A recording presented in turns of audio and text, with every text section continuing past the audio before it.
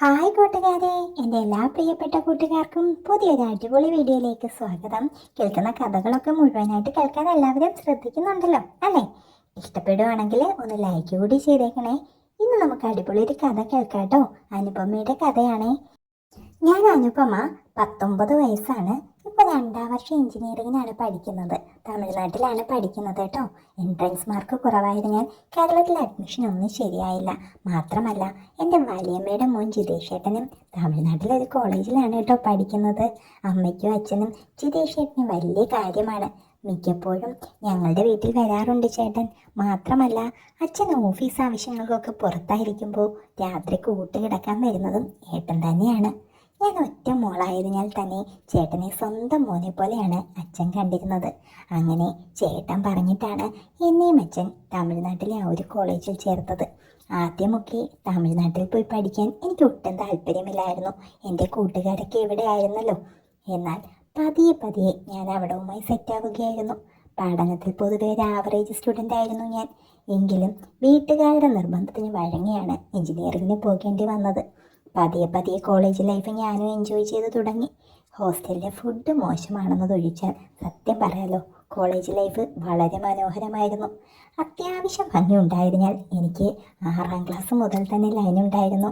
ഒരേ സമയം 2 പയ്യന്മാരെ വരെ ഞാൻ ഹാൻഡിൽ ചെയ്യാറുണ്ടെന്ന് പറഞ്ഞ് ഫ്രണ്ട്സ് എന്നെ കളിയാക്കുമായിരുന്നു. ശരിക്കും പറഞ്ഞാൽ അത് സത്യവുമായിരുന്നു കേട്ടോ. +2 പഠിക്കുമ്പോൾ സയൻസിലും കൊമേഴ്സിലും എനിക്ക് ലൈനുണ്ടായിരുന്നു. ലാസ്റ്റ് 2 പേർക്കും മനസ്സിലായപ്പോഴാണ് അവർ തമ്മിൽ അടിയുണ്ടായത്. അതും പറഞ്ഞ് ഞങ്ങൾ അടുത്തിടെയും ചിരിച്ചതേ ഉള്ളൂ. എനിക്കതൊക്കെ ശരിക്കും ഒരു രസമായിരുന്നു. ഇതുവരെ ഒരു റിലേഷൻ പോലും സീരിയസ് ആയിട്ട് എനിക്ക് തോന്നിയിട്ടില്ല. മാത്രവുമല്ല, അതുങ്ങൾ പ്രായമൊന്നും ആയില്ലല്ലോ. ഇപ്പം എല്ലാം ഒരു രസത്തിനെടുക്കാം, ബാക്കിയൊക്കെ പിന്നെ നോക്കാം. അതാണ് എൻ്റെ ലൈൻ. എൻ്റെ കൂട്ടുകാരികളെക്കാളൊക്കെ മുൻഭാഗവും പിൻഭാഗവും ഒക്കെ കുറച്ച് കൂടുതലാണ് എനിക്ക്. അത് എൻ്റെ ലവേഴ്സിൻ്റെ എണ്ണം കൂടുന്നതിനനുസരിച്ച് അതും കൂടി വളരുന്നെന്നാണ് ഫ്രണ്ട്സ് പറയുന്നത്. സത്യമായിരിക്കും അത്. 10ൽ ടൂറ് പോയപ്പോൾ മറ്റൊരാൾ ആദ്യമായി എൻ്റെ മാറിൽ തൊടുക എന്ന് പറഞ്ഞാൽ തെറ്റ് തന്നെയാണ് കേട്ടോ. ആർത്തിയോടെ തന്നെ പിടിച്ചു എന്ന് വേണം പറയാൻ. എൻ്റെ ക്ലാസ്സിലെ തന്നെ ശരണാണ്. ഞങ്ങളുടെ റിലേഷൻ എൻ്റെ പീക്കിൽ എത്തി നിൽക്കുമ്പോഴായിരുന്നു ടൂറ് പോയത്. അവൻ ആ ടൂറ് മുഴുവൻ അതിന്മേൽ തന്നെയായിരുന്നു കളി. എൻ്റെ മുയൽ കുഞ്ഞുങ്ങളിൽ 2 പേരുടെ സീറ്റിൽ അടുത്തടുത്തിരുന്ന് തരം കിട്ടുമ്പോഴൊക്കെ അവൻ മുയൽ കുഞ്ഞുങ്ങളെ മെരുക്കാൻ ശ്രമിച്ചു. അവിടെ പിടിക്കുമ്പോഴൊക്കെ ഇത്രത്തോളം സുഖമുണ്ടെന്ന് ശരിക്കും അന്നാണ് കേട്ടോ മനസ്സിലായത്. പിന്നെയുള്ള 2-3 ലവേഴ്സിൽ +2 കൊമേഴ്സിലെ ബൈജു മാത്രമാണ് അതിലൊന്നും തൊടാൻ വരാഞ്ഞത്. അവൻ എന്തോ ദിവ്യപ്രണയമായിരുന്നു പോലും. കല്യാണത്തിന് ശേഷം അതുപോലും അതൊക്കെ. ഇപ്പം അതൊക്കെ ഓർക്കുമ്പോൾ വല്ലാതെ ചിരി വരുന്നുണ്ട്. ജിതേഷേട്ടനുള്ളതിനാൽ ഇതുവരെയും പുതിയ കോളേജിൽ ലൈനൊന്നും സെറ്റായിട്ടില്ല. 1-2 പേര് പ്രപ്പോസ് ചെയ്തതൊക്കെയാണ്. പക്ഷേ തൽക്കാലം നല്ല പിള്ള ചമയാമെന്ന് ഞാൻ കരുതി. സാധാരണ ഞങ്ങൾ ഒരുമിച്ച് ട്രെയിനിലാണ് നാട്ടിലേക്ക് പോകുന്നത്. ചേട്ടനാണ് ബുക്ക് ചെയ്യാറുള്ളത്. രാത്രി കയറിയാൽ വെളുപ്പിനെ വീട്ടിലെത്തും. അങ്ങനെ ഒരു തവണ നാട്ടിലേക്ക് പോകാൻ ടിക്കറ്റ് എടുത്തപ്പോൾ RAC ആയിരുന്നു കിട്ടിയത്. 2 പേർക്കും കൂടി ഒരു സീറ്റ്. എങ്ങനെ പോകും? 2 പേർക്കും കൂടി ഒരു സീറ്റല്ലേ ഉള്ളൂ. ജിതേഷേട്ടൻ പറഞ്ഞു, അത് സാരമില്ല ചേട്ടാ, നമുക്ക് അഡ്ജസ്റ്റ് ചെയ്തങ്ങിരിക്കാമെന്നേ ഞാൻ പറഞ്ഞു. ചേട്ടൻ നല്ല പൊക്കമുള്ള ആളാണ്. നല്ല ഹെൽത്തി ആയിട്ടുള്ള ശരീരവും. ജിമ്മിലൊക്കെ പോയി നല്ല ഉറപ്പാണ് ശരീരത്തിന്. ഇടയ്ക്ക് വീട്ടിൽ ഷർട്ടിടാതെ എന്തെങ്കിലുമൊക്കെ പണി ചെയ്യുമ്പോൾ ഞാൻ നോക്കി നിന്നിട്ടുണ്ട് ശരിക്കും. പിന്നെയാണ് ആലോചിക്കുന്നത്, അയ്യോ ചേട്ടനാണല്ലോ വേണ്ട എന്ന്. ചിലപ്പോൾ അങ്ങനെ ചിന്തിച്ചാൽ തന്നെയും ശരീരത്തിൽ നിന്ന് എനിക്ക് കണ്ടെടുക്കാൻ തോന്നിയിട്ടില്ല. കറുത്ത നിറാണെങ്കിലും വിയർപ്പിൽ കുളിച്ചുള്ള ജിതേഷേട്ടൻ്റെ നിൽപ്പ്, ഓ, ഏതൊരു പെണ്ണിനെ ആവേശം കൊള്ളിക്കും. അങ്ങനെ പിറ്റേന്ന് രാത്രി ഞങ്ങൾ സ്റ്റേഷനിലെത്തി. ഒരു ചായയൊക്കെ കുടിച്ച് അങ്ങനെ നിന്നപ്പോഴേക്കും ട്രെയിനെത്തി. തിരക്കിനിടയിലൂടെ ഞങ്ങൾ ഞങ്ങളുടെ സീറ്റ് അന്വേഷിച്ച് കണ്ടുപിടിച്ചു. സൈഡിലെ ലോവർ ബർത്താണ്. RAC ആയിട്ടുള്ളവർക്ക് സാധാരണ അവിടെയാണ് കിട്ടാറ് എന്ന് ചേട്ടൻ പറഞ്ഞപ്പോഴാണ് കേട്ടോ ശരിക്കും എനിക്ക് മനസ്സിലായത്. പുറത്തുനിന്ന് ഭക്ഷണം വാങ്ങിക്കൊണ്ട് വന്നത് ഞങ്ങൾ ആ സീറ്റിൽ വെച്ച് തന്നെ കഴിച്ചു. 2 പേരും 2 സൈഡിലേക്ക് പിറകിലേക്ക് തലചാരി വെച്ച് അങ്ങനെ ഇരുന്നു. കുറച്ച് നേരം കൊണ്ട് തന്നെ എനിക്ക് ഉറക്കം വന്നു. ഞാൻ ചേട്ടൻ്റെ അടുത്തേക്ക് കാൽ നീക്കി വെച്ച് കിടന്നു. ചേട്ടൻ അപ്പോഴും ഇരിക്കുകയാണ്. ഉറക്കത്തിൽ ഞാൻ വല്ലാത്തൊരു സ്വപ്നം കണ്ടു. +2 കൂടെ പഠിച്ച അമൽ എൻ്റെ മുയൽ കുഞ്ഞുങ്ങളെ അമർത്തുന്നത് പോലെ ഞാൻ വല്ലാത്തൊരു അനുഭൂതിയിലായിരുന്നു. പെട്ടെന്ന് ഞാൻ കണ്ണു തുറന്നു. ചേട്ടൻ്റെ കാലെൻ്റെ ശരീരത്തിന് അടുത്തുണ്ട്. പക്ഷേ ചേട്ടൻ ഉറങ്ങുകയാണോ? ഞാൻ ചേട്ടനെ ഒന്ന് നോക്കി. പുള്ളിക്കാരൻ ഉറങ്ങുകയാണ്. ഞാൻ വീണ്ടും കണ്ണടച്ച് കിടന്നു. ഇത്തവണ പക്ഷേ ഞാൻ ഉറങ്ങിയില്ല. കുറച്ചു നേരം കഴിഞ്ഞപ്പോൾ എന്തോ ഒന്ന് എൻ്റെ മുയൽക്കുഞ്ഞുങ്ങളിൽ പതുക്കെ അമരുന്നത് പോലെ എനിക്ക് തോന്നി. ഞാൻ കണ്ണ് മെല്ലെ തുറന്നു നോക്കി. ചേട്ടൻ്റെ കാലല്ലേ അത്? അതെ, കാല് തന്നെയാണ്. ആദ്യം ഞാൻ കരുതിയത് അറിയാതെ എങ്ങാനും ആയിരിക്കും എന്നാണ്. എന്നാൽ വീണ്ടും വീണ്ടും അതെൻ്റേതിൽ ഇങ്ങനെ അമർന്നുകൊണ്ടിരുന്നു. ട്രെയിനിൻ്റെ തണുത്ത കാറ്റിൽ ആ സ്പർശം എനിക്ക് വല്ലാതെ ആകുന്നുണ്ടായിരുന്നു. എങ്കിലും ഞാൻ ഉറങ്ങുന്നത് പോലെ നടിച്ച് തന്നെ കിടന്നു. ചേട്ടൻ്റെ ശക്തിയുള്ള കാലുകൾ എൻ്റെ രണ്ട് മുയൽക്കുഞ്ഞിനെ ഇളക്കുന്നത് പോലെയാണ് എനിക്ക് തോന്നിയത്. എവിടേക്കോ ഒരു നനവ്. ഞാൻ ഒളി കണ്ടാൽ ചേട്ടനെ ഒന്ന് നോക്കി. അവിടെ ഞാൻ കണ്ട കാഴ്ച, ഓ, ഒരു കൂമ്പാരം തന്നെ ഉയർന്നു നിൽക്കുന്നു. അവിടെ എന്താണെന്ന് എനിക്ക് ശരിക്കും ബോധ്യമായിരുന്നു. ഞങ്ങൾ വെളുപ്പിന് 2 മണിയായപ്പോഴേക്കും നാട്ടിലെത്തി. പിന്നീട് പ്രത്യേകിച്ചൊന്നും സംഭവിച്ചില്ല കേട്ടോ. ചേട്ടനൊന്നും സംഭവിക്കാത്തതുപോലെ തന്നെ പിന്നെയും എന്നോട് പെരുമാറി. ഞാനും ട്രെയിനിലെ സംഭവത്തെപ്പറ്റി ഒന്നും തന്നെ പറയാൻ നിന്നില്ല. എന്നെ കൊണ്ടുവിടാൻ ചേട്ടൻ കൂടെ എൻ്റെ വീട്ടിലെത്തി. ഞങ്ങളൊരു ഓട്ടോ എടുത്താണ് വീട്ടിലെത്തിയത്. അച്ഛൻ എന്തോ ആവശ്യത്തിന് നാട്ടിൽ പോയിരിക്കുകയായിരുന്നു. അമ്മ ഓട്ടോയുടെ ശബ്ദം കേട്ട് പെട്ടെന്ന് തന്നെ പുറത്തേക്ക് നടന്നു വന്നു. ഞാൻ അകത്ത് കയറിയതും ചേട്ടൻ പോകാൻ തയ്യാറായി. ചേട്ടൻ പോകണ്ട. ശരിക്കും അങ്ങനെ തന്നെയായിരുന്നു എനിക്ക് മനസ്സിൽ തോന്നിയത്. എനിക്ക് എന്തോ വേറെ പലതും തോന്നിയിരുന്നു. ചേട്ടനും അങ്ങനെ തന്നെ ആയിരിക്കുമെന്ന് തോന്നുന്നു. ഇന്നിനി പോകണ്ട മോനെ, രാവിലെ കാപ്പിയൊക്കെ കുടിച്ചിട്ട് പോവാം. എൻ്റെ മനസ്സ് വായിച്ച പോലെയാണ് അമ്മ ചേട്ടനോട് പറഞ്ഞത്. അങ്ങനെ ചേട്ടൻ സാധാരണ വരുമ്പോൾ കിടക്കാറുള്ള മുറിയിലേക്ക് നടന്നു കയറുന്നത് ഞാൻ കണ്ടു. ഞാൻ എൻ്റെ മുറിയിലേക്കും പോയി. ഞാൻ മുറിയിലെത്തി ഡ്രസ്സൊക്കെ മാറാൻ തുടങ്ങി. അപ്പോൾ ഒരു കൗതുകത്തിന് വേണ്ടി കണ്ണാടിൻ്റെ മുൻപിൽ പോയി ഒന്ന് നോക്കി. എന്താ ഇതൊക്കെ? മുയൽക്കുഞ്ഞുങ്ങളൊക്കെ കുറച്ചുകൂടി ഒന്ന് വലുതായതുപോലെ തോന്നി. ഓ, എന്തായിരുന്നു അല്ലേ? ശരിക്കും ഒരു വല്ലാതെ. ഞാൻ എൻ്റെ മുയൽക്കുഞ്ഞുങ്ങളെ പതുക്കെ ഒന്ന് തഴുകാൻ തുടങ്ങി. എനിക്ക് എന്തോ പോലെയാണ് തോന്നിയത്. പതുക്കെ വല്ലാതെ ഒരു തരിപ്പ് പോലെയൊക്കെ. ചേട്ടൻ്റെ മുറിയിലേക്കൊന്ന് പോയാലോ?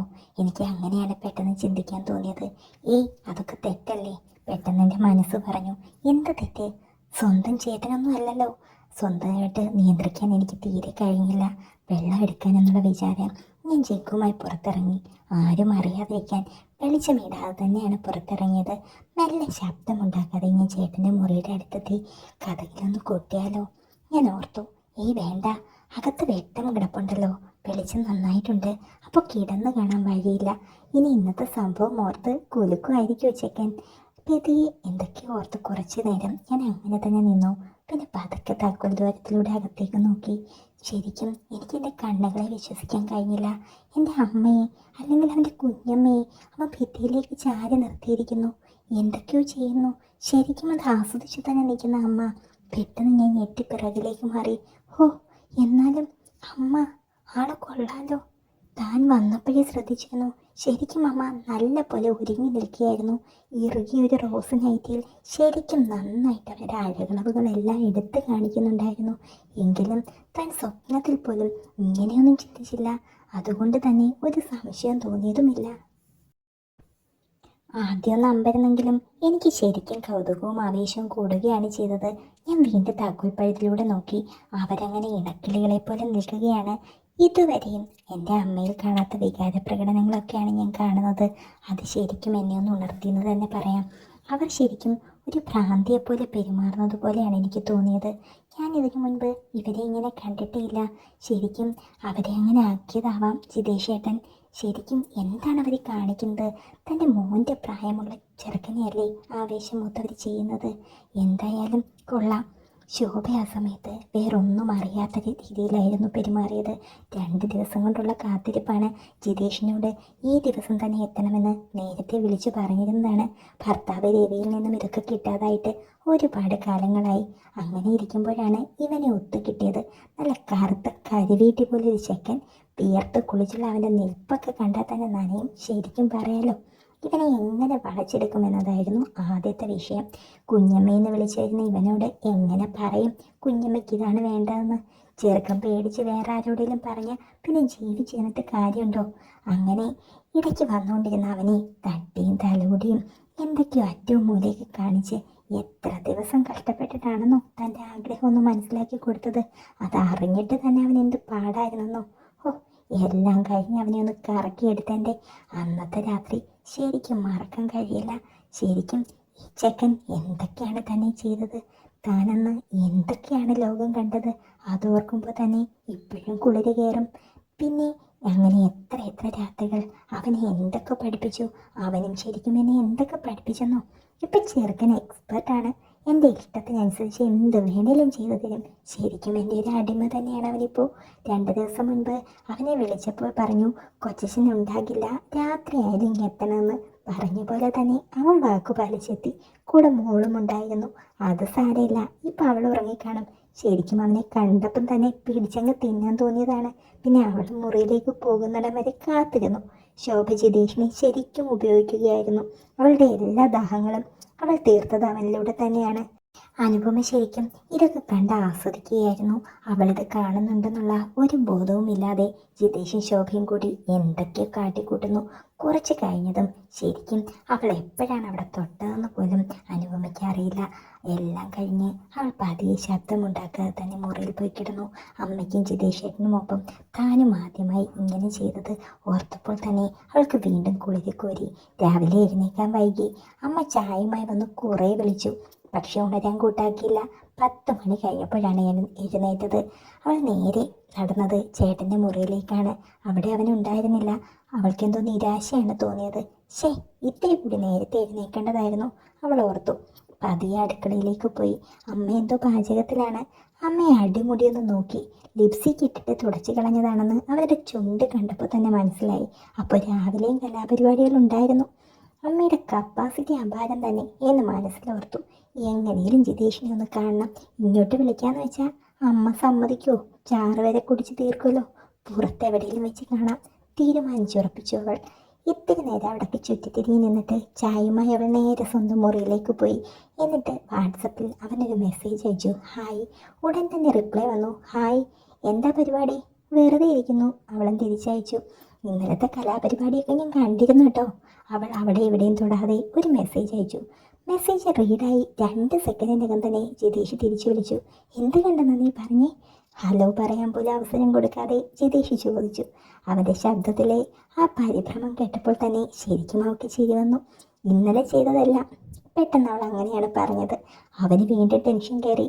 എന്ത് വെറുതെ ടെൻഷനൊക്കെ തെളിച്ച് പറഞ്ഞേ?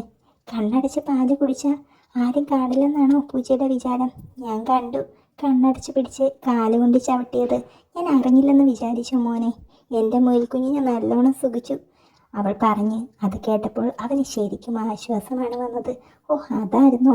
ഞാൻ കരുതി. അവൻ പകുതിയിൽ നിർത്തി. ജിതേഷേട്ടൻ എന്താ കരുതിയത്? അവൾ ചോദിച്ചു. ഒന്നുമില്ല. അവൻ ഒഴിഞ്ഞു മാറി. വേദനയൊക്കെ ഞാൻ മാറ്റിത്തരാം കേട്ടോ. എങ്ങനെ? ഫോണിലൂടെയോ? അവൾ അങ്ങനെയൊന്ന് ചോദിച്ചു. കൊഞ്ചി തന്നെ. വൈകിട്ടൊരു സിനിമയ്ക്ക് പോയാലോ? നീ വരുന്നോ? അവൻ ചോദിച്ചു.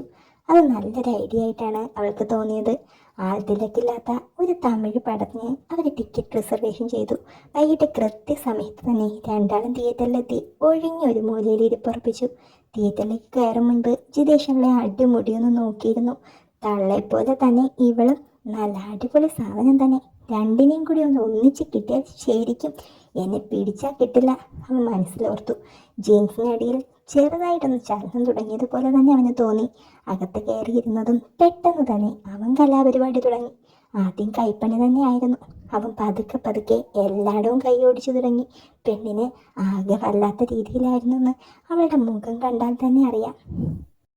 പക്ഷെ തിയേറ്ററിലെ ആ ഇരുട്ടിലും തണുപ്പിലും അവർക്കത് പോരായിരുന്നു. ശരിക്കും അത്രയും ഒന്നും പോരാ. ഇങ്ങനെയുള്ള ഉപ്പൊന്നും പോരാ എന്ന് അവന് തോന്നി. നമുക്ക് പോയാലോ? അവളും അത് തന്നെയാണ് ആസ്വദിച്ചിരുന്നത്. നമുക്ക് പോകാം വീട്ടിലേക്കോ? അവൾ ചോദിച്ചിരുന്ന പോലെ തന്നെ ഒന്ന് നോക്കിയിരുന്നു. വീട്ടിലേക്ക് പോയാൽ തൻ്റെ അമ്മ തരുമോ ഇവനെ? അങ്ങനെയാണ് അവൾ മനസ്സിൽ വിചാരിച്ചത്. വീട്ടിലേക്ക് പോവാടി, ഞാനിങ്ങനെ നാളെ പോകുന്നുള്ളൂ. ജിതേഷ് അതും പറഞ്ഞിറങ്ങി. അവൻ്റെ കയ്യിൽ തൂങ്ങി അവളും ബൈക്കിലിരിക്കുമ്പോൾ പതിയെ അവൾ ആ മുയൽക്കുഞ്ഞുങ്ങളെ അവൻ്റെ പുറകിലേക്ക് തന്നെ തട്ടിച്ചു വെച്ചിരുന്നു. എടുത്ത് അവൻ്റെ പുറത്തേക്ക് വെച്ചു എന്ന് തന്നെ പറയാം. അവനാണെങ്കിൽ ചേർന്നിരുന്ന് കൊടുത്തു. വീട്ടിലെത്തിയപ്പോഴേക്കും ശരിക്കും അവർക്കൊരു വല്ലാത്ത അവസ്ഥ തന്നെയായിരുന്നു. അകത്തേക്ക് കയറാൻ തുടങ്ങിയതും ശോഭ പെട്ടെന്ന് തന്നെ വന്നു. ആഹാ, നീ ഉണ്ടായിരുന്നോ സിനിമ കാണാൻ പോവാൻ? ഇവൾ പറഞ്ഞില്ല. ഞാൻ ചായ എടുക്കട്ടെ? അപ്പോഴേക്കും അവൾ മുറിയിലേക്ക് കയറിപ്പോയി. ശോഭ പതിയെ ജിതേഷിൻ്റെ അടുത്തേക്കിരുന്നു. ചായ വേണോ? എന്താ വേണ്ടത്? അവൾ പതിയെ നൈറ്റിയുടെ ആ ഭാഗത്തേക്ക് കണ്ണോടിച്ചുകൊണ്ടാണ് ചോദിച്ചത്. അവന് കാര്യം മനസ്സിലായി. ഇന്ന് ഏതായാലും അമ്മയെ വേണ്ട, ഇന്ന് മോളെ മതി. ഇവരെൻ്റെ ചോര ഊറ്റി കുടിക്കുന്ന ലക്ഷണമാണ് കാണുന്നത്. പക്ഷേ എന്തായാലും ഇവരുടെ കൂടെ പറ്റില്ല. അങ്ങനെ മനസ്സിലുറപ്പിച്ചുകൊണ്ട് ജിതേഷ് പറഞ്ഞു, എനിക്കൊരു തലവേദന പോലെ ആൻറ്റി. ആഹാ, എങ്കിൽ നീ അങ്ങോട്ട് കിടന്നോ. പക്ഷേ അപ്പോഴേക്കും അനുപമ റൂമിൽ നിന്ന് ഇറങ്ങി വരുന്നത് കണ്ട ശോഭ പതിയെ അവിടെ നിന്ന് എഴുന്നേറ്റു. ജിതേഷിന് എന്തോ തലവേദനയെന്ന് മോളെ, ഞാൻ രണ്ടുപേർക്കും ഓരോ ചായ എടുക്കാം എന്നും പറഞ്ഞ് അടുക്കളയിലേക്ക് പോയി.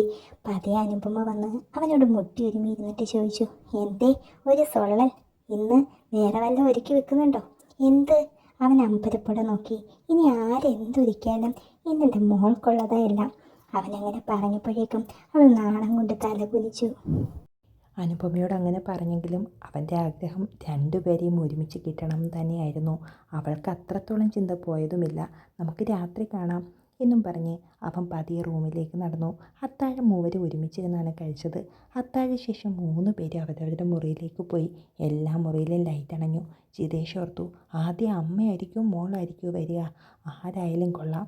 കുറച്ചു നേരം വെയിറ്റ് ചെയ്തപ്പോൾ ആരുടെ ഒരു കാൽപ്പെരുമാറ്റം അവൻ കേട്ടു. ഇരുട്ടിൽ ആരോ മുറിയിലെത്തിയിട്ടുണ്ട്. അവൻ പതിയെ ശബ്ദമുണ്ടാക്കാതെ അടുത്തേക്ക് ചെന്ന് പതിയൊന്ന് തൊട്ടു. ശരീരത്തിൻ്റെ അളവിൽ നിന്നും അവന് പെട്ടെന്ന് തന്നെ മനസ്സിലായി അത് അനുവാണെന്ന്. അവൻ അവളെ ചുറ്റിയെടുത്ത് അടുത്തേക്ക് നിർത്തി. ഇനി പതിയെ എന്തൊക്കെയോ ചെയ്യാനായി തുടങ്ങിയപ്പോഴേക്കും ശോഭ പതിയെ ശബ്ദമുണ്ടാക്കാതെ മുറിയിലേക്ക് എത്തിയിരുന്നു. ഇരുട്ടായതിനാൽ അകത്ത് ആരാണെന്നോ എന്താണ് നടക്കുന്നതെന്നോ അവൾക്ക് കാണാൻ കഴിഞ്ഞില്ല. ജിതേഷിന് പക്ഷേ കാര്യം മനസ്സിലായി. അവൻ അവരെയും വലിച്ചടുപ്പിച്ചു. പിന്നെ എന്താണ് ചെയ്യുന്നതെന്ന് മനസ്സിലാവുന്നതിന് മുൻപേ അവൻ രണ്ടുപേരുടെയും അടുത്തേക്ക് നീങ്ങിക്കഴിഞ്ഞിരുന്നു. അമ്മയ്ക്കും മകൾക്കും പരസ്പരം മനസ്സിലായപ്പോഴേക്കും ജിതേഷ് അവർക്ക് എഴുന്നേറ്റ് മാറാൻ കഴിയാത്ത വിധം തന്നെയായിരുന്നു മെരുക്കി കിടത്തിയിരുന്നത്. പിന്നീട് അവൻ്റെ ഓരോ പ്രവൃത്തിയും അവരെ വീണ്ടും അവിടെ തന്നെ കിടത്താൻ വേണ്ടിയായിരുന്നു. പിന്നീട് അമ്മയും മകളുമാണെന്നതൊക്കെ മറന്ന് അവരെന്തൊക്കെയോ ചെയ്യാനായി തുടങ്ങി. ഇരുട്ടൻ്റെ മറവിൽ 3 പേർക്കും ശരീരത്തിൻ്റെ ആവശ്യങ്ങൾ മാത്രം തീർത്താൽ മതിയെന്നായി. ജിതേഷിൻ്റെ ആ കൈക്കരുത്തിൽ അവരുടെ മുയൽക്കുഞ്ഞുങ്ങളും അതുപോലെ തന്നെ എല്ലാം തന്നെ എന്തൊക്കെയോ രീതിയിൽ പൊയ്ക്കൊണ്ടേയിരിക്കുകയായിരുന്നു. അവർ ശരിക്കും ഏതോ ലോകത്ത് പറന്ന് നടക്കുന്നു. 3 പേരും ഒരുപോലെ തന്നെ. ഏറെ നേരത്തെ കാര്യസാധ്യത്തിനൊടുവിൽ 3 പേരും ഒരുപോലെ തന്നെ തിരിഞ്ഞു മറിഞ്ഞു വീണ് കഴിഞ്ഞു.